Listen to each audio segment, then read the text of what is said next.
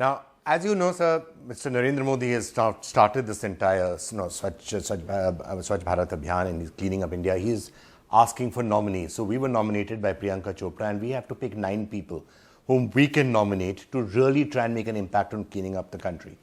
So you are going to be one of our 9 nominees because we think that you personally, of course, but also as Railways Minister, the impact you can make on sanitation and cleanliness is massive.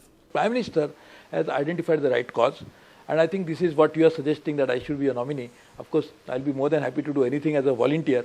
And in fact, this is a positive multi-layer marketing idea that you keep nominating 9 and then 9 doesn't. And 9 never ends. I really must thank you for that. In fact, this is a positive impact that media could create. And I don't see any other medium which is as powerful as media. But let me come to something which is directly in your hands now, the railways. And the reason why I think this is particularly important is we're talking about open defecation. Look at the number of carriages that there are, where there's still open defecation. I mean, if you look at the Indian railway lines, most of them are like an open toilet.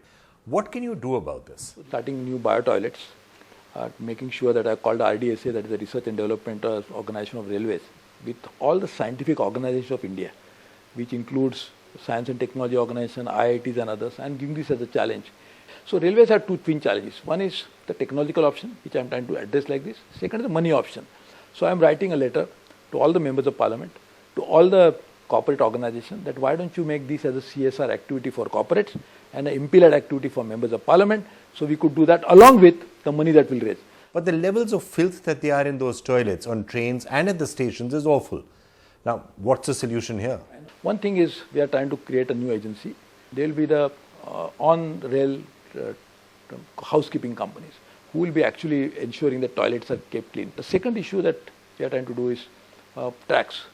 Whether we must have a completely retrofitted tracks, the racks, the compartment, the bogies.